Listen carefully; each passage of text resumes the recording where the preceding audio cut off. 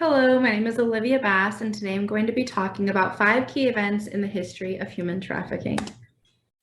So, the 5 key events that I'm going to be talking about in this presentation are the International Agreement for the Suppression of White Slavery, the Trafficking Victims Protection Act of 2000, the United Nations officially criminalizing human trafficking in 2000, the Survivors of Human Trafficking Empowerment Act of 2015, and the Missing Children's Assistance Act of 2018. So, in our first event, the International Agreement for the Suppression of White Slavery, there was actually a series of conventions that took place. And this first agreement was, as you can see on the screen, finalized in 1904. This event or agreement had been amended many times since this event, and I believe the last one was in 1910. So, this agreement served 3 functions. So its first function was to define human trafficking. This issue had been made aware in that time, and they realized that it was starting to become a real issue. And so they wanted to start by actually defining what is considered human trafficking. So at the time, it was defined, or it was called white slavery, and it was defined as the procuring of women or girls for immoral purposes abroad. Now, the second function of this agreement was to create a watch in areas of transportation to look out for victims of white slavery and women who were destined for an immoral life. So these watches could be found in ports and train stations, essentially places where you would find women being transported away from their homes and to buyers. So, and the third function of this agreement was that all participating countries, all countries that signed the agreement, had to help victims of white slavery get back to their home country, assuming they could not afford it. If you could afford to get back home, it was your job to get back home. But if you could not afford it, the country that you were taken to had to help you pay your way back home. So the impact that this had on social welfare, although the agreement itself did not really serve to aid that many people that were being affected by this, it really set a groundwork for the future of the criminalization of human trafficking. I believe that this was a foundational or cornerstone piece to different abolition legislation that would come forth after this. I believe that it was the beginning stage of international collaborative efforts to help trafficking victims. It made it just that much easier for countries to be able to work together to deal with the issue of human trafficking. So our second event that we're going to be talking about is the Trafficking Victims Protection Act of 2000. So one of the most important things that I think that this act did, or I can't say the most important, but one of the major functions of this act was to redefine or provide a new definition for human trafficking that kind of strays away from the white slavery term that was previously used. So this act actually defines human trafficking as the recruitment, harboring, transportation, provision, or obtaining of a person for the purpose of a commercial sex act, or forced labor by the use of force or coercion. They also redefined many other key terms related to human trafficking, such as sex trafficking, labor trafficking, involuntary servitude, debt bondage, coercion, or commercial sex acts. So some of the other provisions of this act were that it allocated more money and resources to law enforcement to help with the prosecution of human trafficking, as well as allocating more money to programs dedicated to help survivors. So the impact that this had on social welfare was that it didn't necessarily aid in the prosecution of human trafficking as much. The focus of this act in particular was more so to help rehabilitate survivors into society by providing resources for counseling, monetary aid, or housing. It also helped give law enforcement more power to prosecute, which meant that we were able to get more security on college campuses and high school campuses to help fight this problem. And it also gave better language that better encapsulated the issue.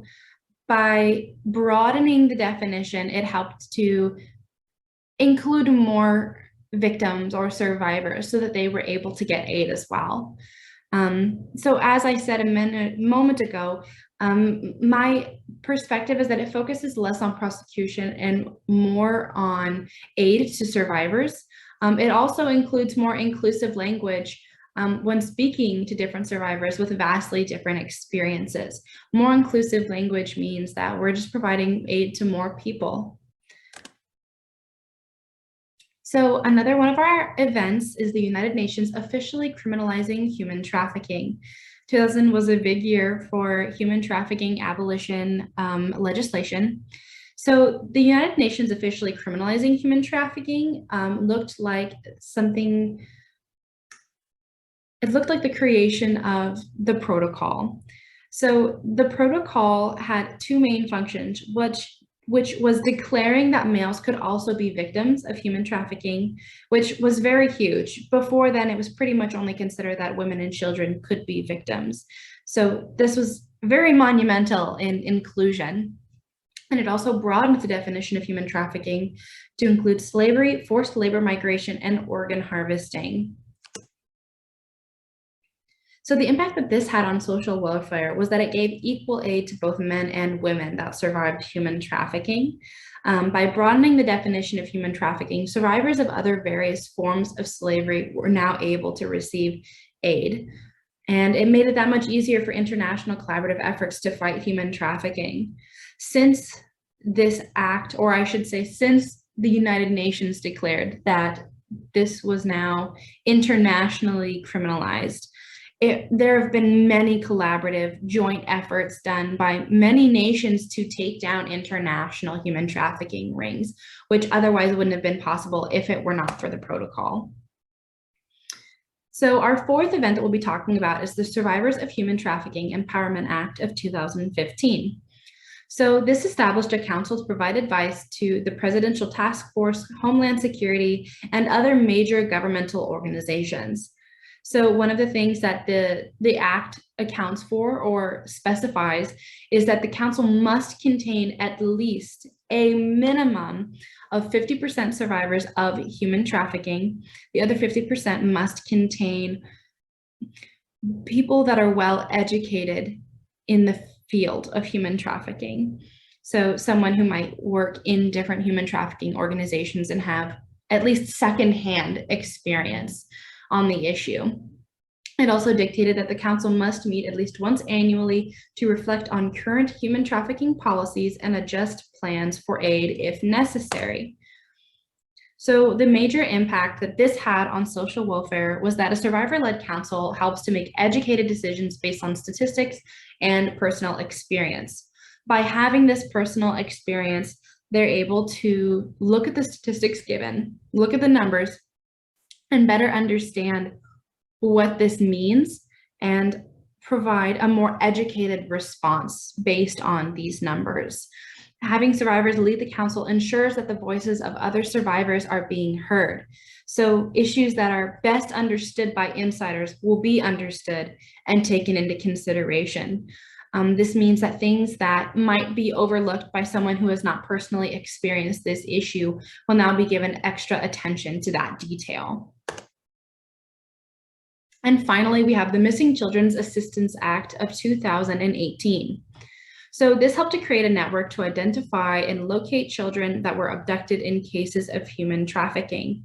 So the main way that this act did this was to provide more funding and resources to the National Center for Missing and Exploited Children, allowing for them to have more resources and locate more missing children.